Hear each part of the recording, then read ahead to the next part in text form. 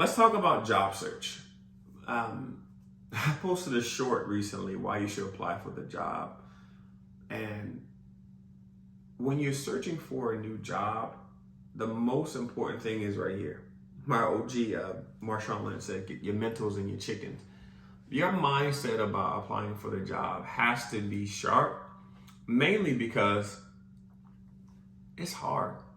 Especially now in 2023, this job market is so dynamic. You have massive layoffs in tech, then you have hiring in hospitality, retail. You have all these different pockets where big tech is being slammed because interest rates continue to rise and it's impacting their financials and they have to reduce costs to get in line with their revenue. But there are other places that need jobs. And then you have big layoffs at Amazon, Microsoft, you name it, some of these big dogs, Meta. So you have this influx of tech talent that's rotating into other sectors. So my point is this market is dynamic. Control what you can control. Here's what you can control. I call it 3 a day. Whenever I was looking for a job, I applied for 3 jobs per day. That was the baseline. At the end of the day, how many jobs did I apply for? I applied for 3 jobs. That was my play back in the day when I was looking for a job. So I want you to run that as well. 3 a day. How do you apply for 3 jobs a day? LinkedIn. LinkedIn is the plug, family. Focus your efforts on LinkedIn. Here's why. There are over 500 million active users on LinkedIn. 90% of the Fortune 500 source talent on LinkedIn. If you've ever looked at anyone's profile, even looked at my profile, you'll see that button that says, LinkedIn helped me find this job. That button or feature is happening and it's so prevalent because LinkedIn is where all the players are there. And what I mean by that, recruiters are now going to LinkedIn first. The role that I accepted and I'm currently working now, that was sourced through LinkedIn. The recruiter hit me up and basically was saying, hey, your background aligns to this role. And I went through the interview process. I was fortunate to get the offer. But LinkedIn is where they're going fishing for talent. Because if you think about a careers page, how many applications you think they get on a careers page? Like, say if on like google.com/careers or microsoft.com/careers. Thousands. And not everybody that applies on the career page is qualified. So what's happening is recruiters are saying, bro, I need to fill this job, but how am I going to find this talent? So they go to linkedin.com, say they're hiring a marketing manager position. What she's doing is saying, marketing managers, 5 years of experience. That's what she's entering into the search engine at LinkedIn. And then she hits that button, search, and all the talent is pulling up.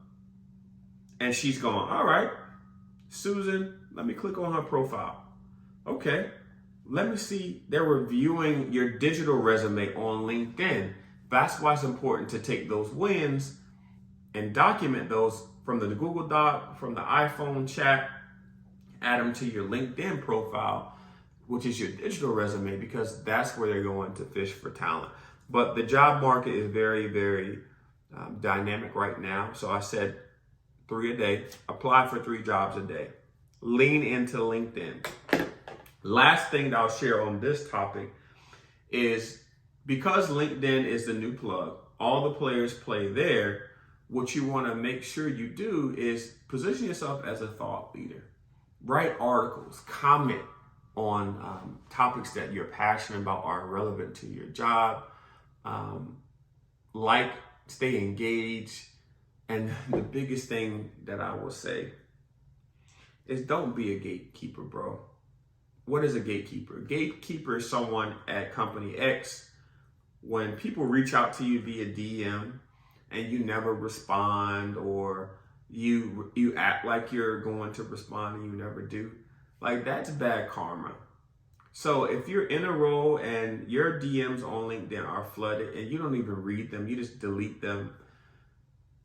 Imagine when you were early in your career and you were trying to find a role and you saw someone at a certain level of success and you messaged them on LinkedIn and you got crickets, how did that make you feel?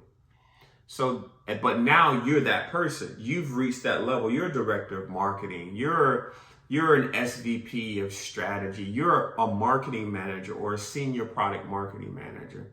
And you've made it, quote unquote, but you don't have the compassion to reach back and help someone else who just wants to understand, what's it like to be a senior product marketing manager? How did you get to director or VP? And you don't respond because you're too busy or you feel threatened that that candidate might go after your role.